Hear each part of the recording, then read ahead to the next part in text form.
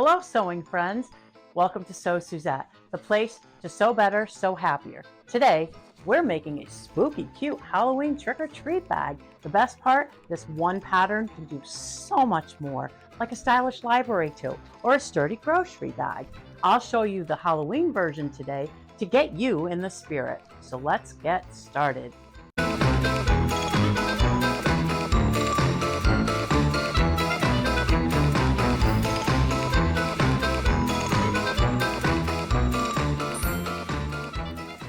The weeding is done for my HTV decoration, and next up is preparing the fabrics for the tote bag.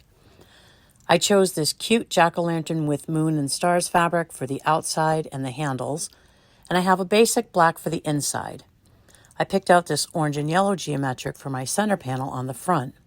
All fabrics are from my stash.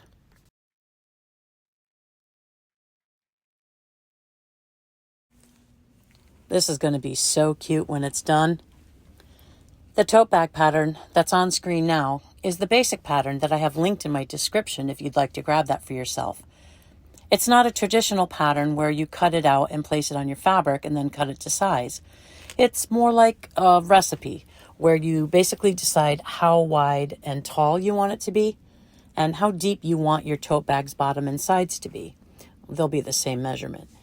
And then you'll plug those numbers into the sheet that's in the pattern downloadable to get your full cutting width and length and the size of the corner cutouts as well. I decided I wanted a middle panel on mine so that I could put the decoration there. So I will need to split the front into 3 panels. I've chosen to have my finished tote bag measurements be 12 inches wide by 12 3/4 inches tall with a 5-inch deep side and bottom. It gives me a generous sized tote bag for the kiddos to carry to collect their Halloween treats in. Here, I'm cutting that middle panel out to size.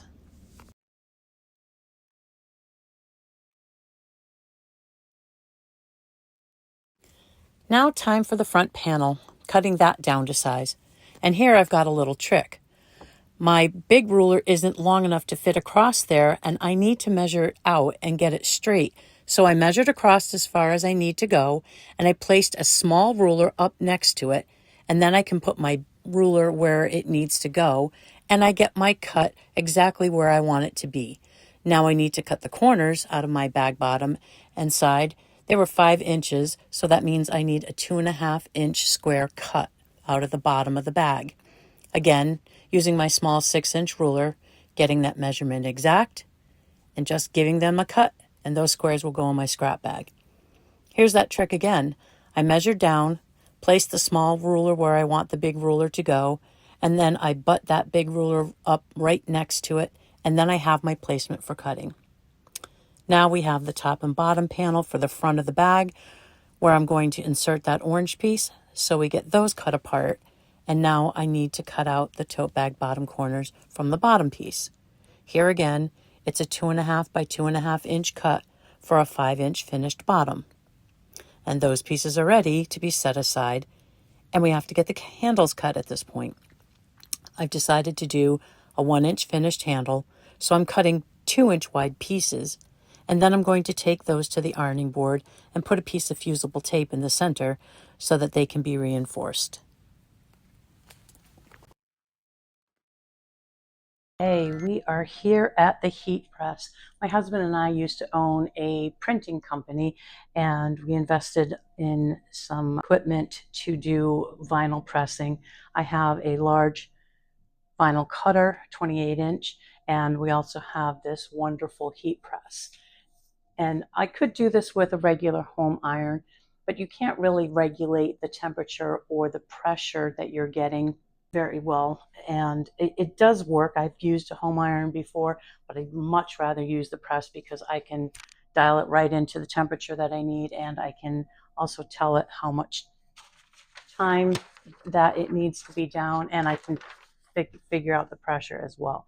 So I'm just going to cover that one over and lock that down, and it'll give me 15 seconds exactly, and that's the perfect time and temperature for this particular vinyl product. All right, and then the magic. Oh, look at that beautiful trick or treat. That's Halloween bag.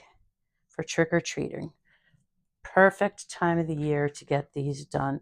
If you've got children, I made a couple of these a few years ago for 2 of my grandkids, and they absolutely love them. So the pieces that I have are my back piece, which is just one full piece of my main fabric. But on the front piece, I took it and cut it up. I have the top here, and this is the bottom of the bag, which is going to be a lot thinner. And then the orange fabric that we put the trick or treat decal on is just going to go like that. I'm going to put 2 handles on, so I'm going to attach them somewhere in here. I'll measure out how far from the center that I want to put them. And then I also took some of that fusible tape from Marty Mitchell and cut it in half and fused a piece down the middle. I'm going to fold that in half. I'm going to sew the edge at 1/4 inch, and then when I flip it around, the seam will go into the center back and it'll just come out like this. That fusible tape will give it a little bit of structure, and it also will give it some strength because the kids are going to be swinging these bags around and toting them around all night long and filling them with lots of candy, hopefully. All right, grab one out of my stash and let's cut this piece up here so that we have an inside. And I have my measurements over there, but I'm just going to lay this piece down on top of it. Make sure it's lined up pretty well. It seems to be lined up with the selvage pretty well down here, but on the sides over here, it's not, but that means that it was probably not cut straight. And we're just going to I'll cut out the square, and then I'll cut out the rectangle, and then I'll cut the squares out of the bottom of the bag after we cut this out. These bags are so simple, so quick to make up. Once you have a size that you want, and you can just, like I said, you can alter it in any way that you want to make it as skinny or as tall or as fat as you need to suit your needs. That's the beauty of the basic pattern. It's a shape, and you take your measurements and you apply them from there, and that's it. All right, there is my bag bottom. It's 2.5 inch square, so it was a 5-inch bottom.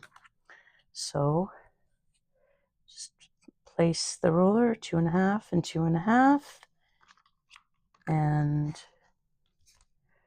cut out my bag bottom. And those will go right in my 2.5 inch square box to be pieced together in some sort of a quilt or other project. Halloween bag pieces all together. At the serger, I am set up for a 4-thread overlock, normal stitch settings. This is a Juki MO1000. It's an air threader, which I absolutely love. I started out with a Brother 1034, and that was great, but I absolutely love the air thread. It's so easy to get this thing threaded through, and I very rarely have problems with it. We're just going to sew through and sew the center piece onto the bottom piece, and you couldn't see me, but I would just really double check that your piece is on the correct way if you do have some sort of decoration on there.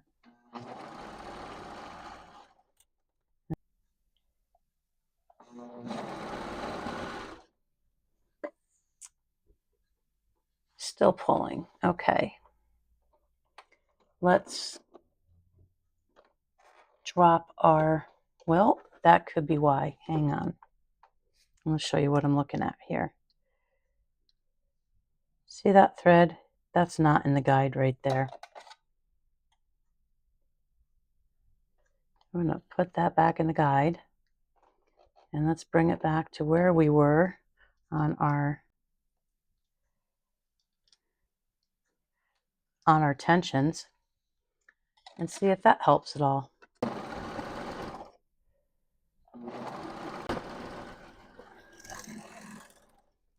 Okay, so the bottom is sewn to the middle. I'm not going to worry about leaving a long tail because that's going to be sewn in when we sew the sides. And now I'm going to line up my top and my middle piece here.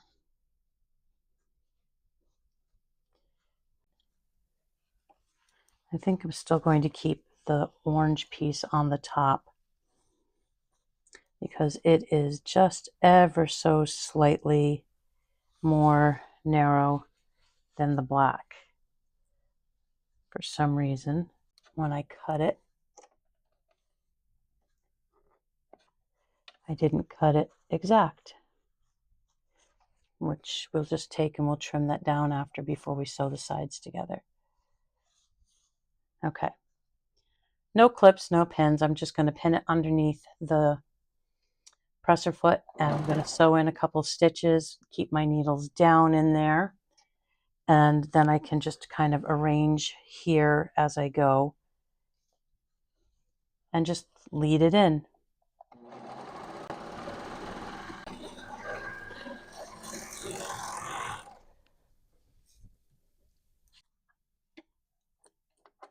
All right, there we go.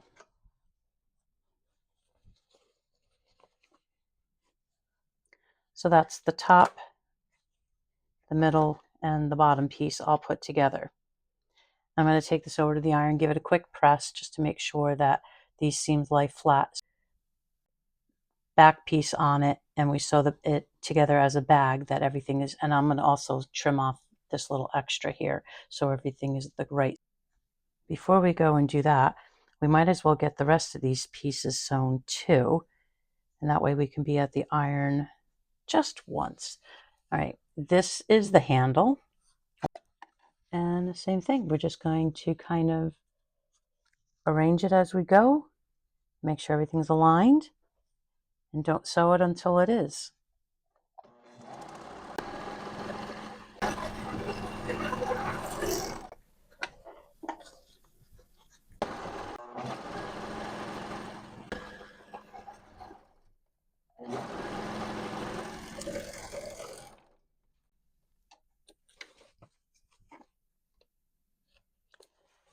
All right. So before I go to the iron, I need to turn these straps right side out.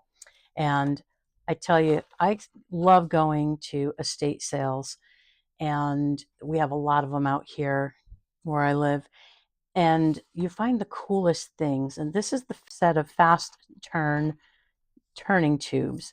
And they look like this. It's just a long brass tube, and it's got this skinny little wire in it that's got a little pigtail and a sharp pointed end with a handle at the other end. Use it, you push the wire into the tube, and then you push the tube into your finished piece.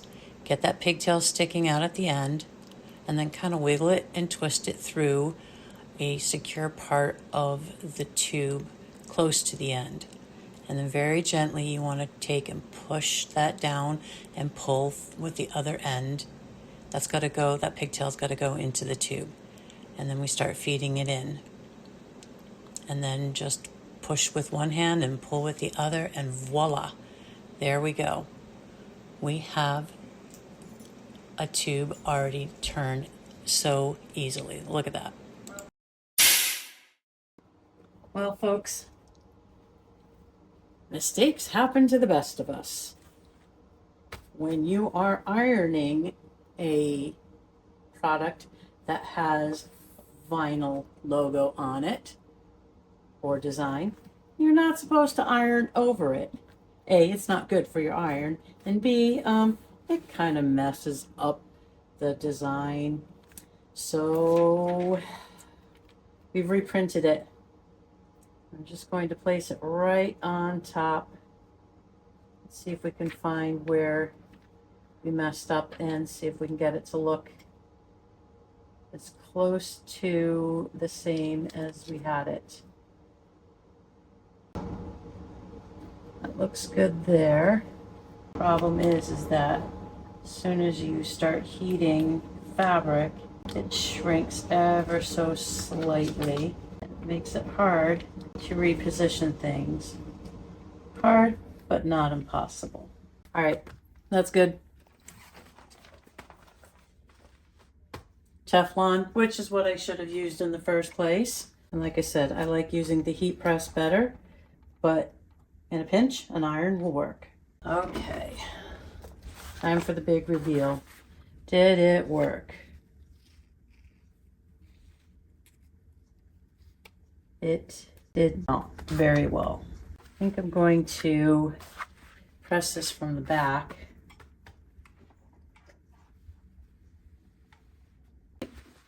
I'm going to turn it and then see what we get.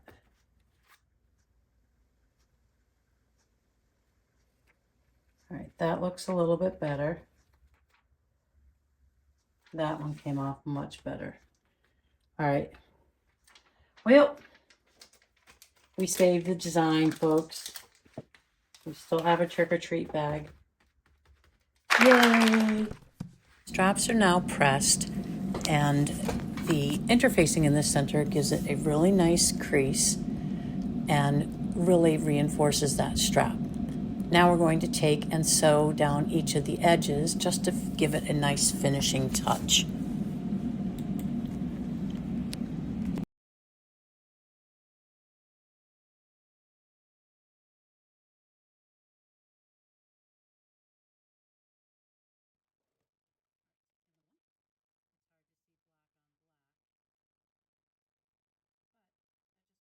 Now it's time to assemble the lining.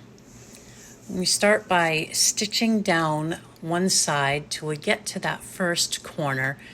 Do a quick little back tack, and then you're going to take and leave your needle down in the fabric, and we're going to turn that bottom corner so that it matches the same line of stitching as the side of the bag.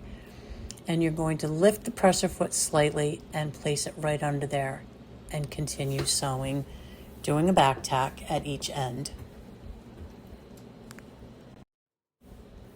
Coming back up to the next corner, same thing. You're going to do a back tack, you're going to leave the needle down, and then we're going to turn that side corner to meet up with the bottom part of the corner and pin it right there underneath the presser foot, and then begin sewing, and then just sew down the side as normal.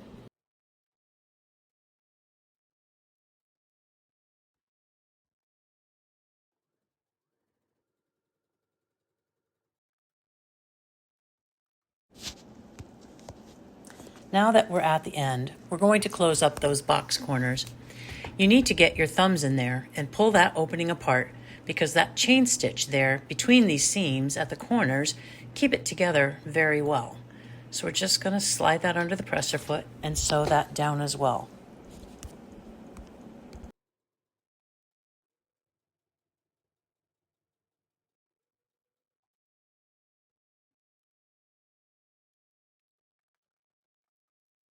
That's a beautiful corner. All right, the next side. So that stitch there really helps those seams to stay together. You can nest them perfectly, and it just gives you a really great sewing line.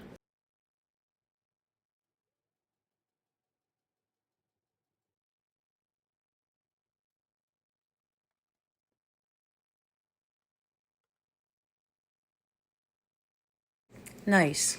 This looks really nice. I'm so happy with the way it came out. Time for the outer bag. All the steps on the outer bag are going to be the same steps as we did for the lining, including the corners and how we assemble those and make them look beautiful. I'm going to speed this up so that we can just see it go through really quick, the process, and we'll get to putting the bag together in just a second.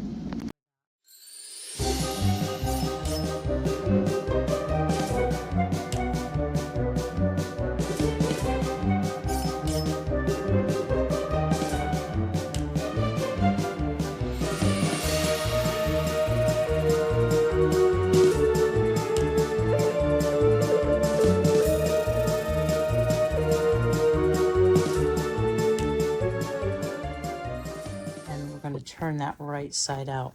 And let me show you this. Look at this. Look how beautiful that bottom comes out. Look how nicely that seam nests together, and the corners look beautiful. Like I said, this is one of the better techniques that I have found on the internet, and it's changed bag making for me. Now that the bag is right side out, we're going to attach the handles. And I didn't put any kind of marking on the pattern because this is all really how you want to do it. It's just personal preference. Some people might want a really long handle and they might want to go from side seam to side seam. Some people might want longer handles in the center. I have two fairly short handles because it's kids that are going to be carrying it. So I want the handles to be arranged around the center. So I'm going to put my side seams together and give myself a little bit of a mark here in the center, just so I know where that is.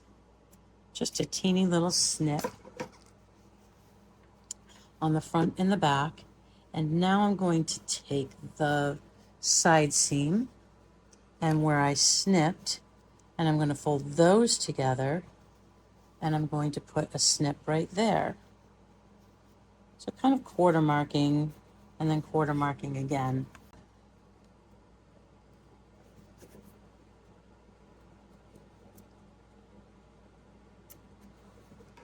Okay, now that I have my snip marks, right sides together. So that's the wrong side, that's where the seam in the back is.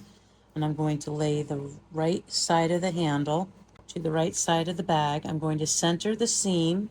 So you can see my little snip right there over my finger. And then there's my center of my seam. I'm going to line those up and just pin that on so that the raw edges are lined up.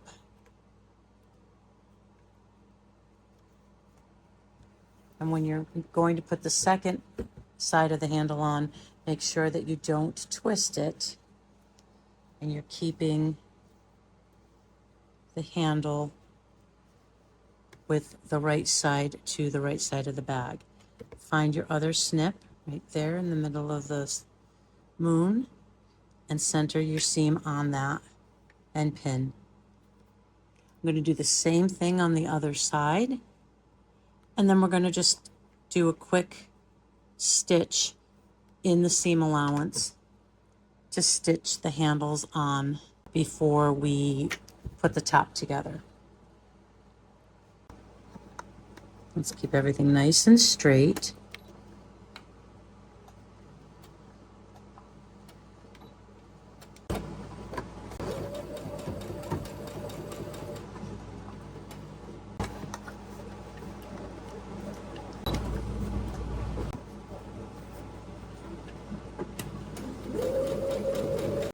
Okay, let's snip the threads that are connecting in between and snip off any of our long threads so that we don't have to deal with them when we are putting everything together. That's pretty neatened up for now. I need to take the lining, it's going to stay inside out, and I'm putting the outer bag inside the lining bag. Now here we get to be a little bit of a bulky mess. First things first, we're going to line up the side seams. Try to make the side seam go in the same direction as it is on the bottom so that you don't get a lumpy mess in the middle. And we're going to nest the side seams together, pin or clip it. I do like when I'm matching points like this, I do like the accuracy of the pins. So I'm going to put a pin there. You can really feel it between your fingers if they're nested or if they're overlapping. Now the rest of the bag comes together. So just pull it nice and taut and give a clip every so often. I want to make sure that I am definitely clipping where my handles are. Don't pull too much because you don't want to stretch the fabric. You just want to make sure everything is nicely lined up. All right, all clipped. Now we do need to leave a hole for turning. Typically I leave a hole on the side of the lining. I didn't do that on this one, mainly because I forgot, but we can leave the hole at the top as well. So I'm going to choose to leave the hole on this side. I'm going to start just beyond that clip and sew all the way around. 1/2 inch seam allowance.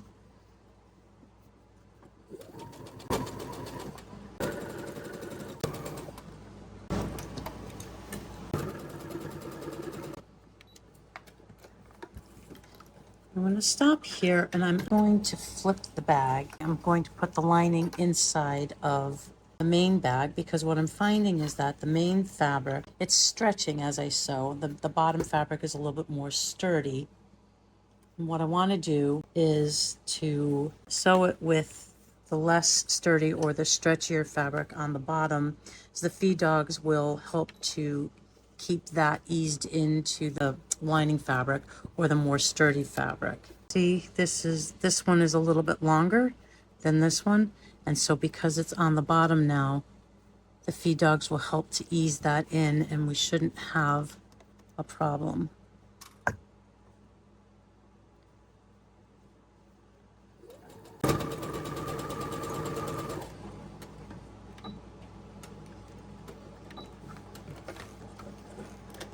There's my gap there. Now we need to turn the bag right side out. Be gentle when you're doing this. Coax your fabric along. Move the fabric through the hole or move the hole over the fabric. There we go. That's the main bag, that's the lining. All we have to do now is tuck the lining into the bag. Anywhere that I find any stray threads, let's clip them now. Clean everything up. And now is when you want to take it over to the iron and you want to press the top. Back from the ironing board, and I have the top of the bag all pressed down. Here's the opening that's nice and well creased. And then the rest of the bag, I've taken the black lining and we've kind of just slightly rolled it to the back. Really hard to see because the front fabric is black as well. But we're going to take this, turn it slightly inside out, and slide it under the pressure foot to sew that edge stitch so that we can keep the layers together and seal up that hole that we used to open it. I'm set up for a straight stitch at 3.5 millimeters, so a little bit longer. That way I can get a nice look on that. I'm going to sew close to the top. So my needle is here and the edge of my fabric is hitting my 1/4 inch mark right there.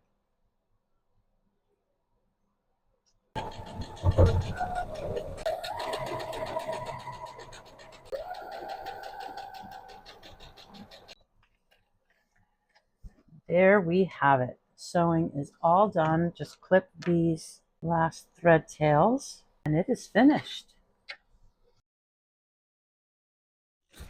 That was really fun. Now we've got a spooky little bag all ready for trick-or-treating, or you can adapt the same pattern for whatever your needs may be. Remember to check the description below for the pattern link so that you can make your own. If you had fun sewing with me today, please give a video a thumbs up and hit the subscribe button so you don't miss the next project. Until then, sew better, sew happier. See you next time.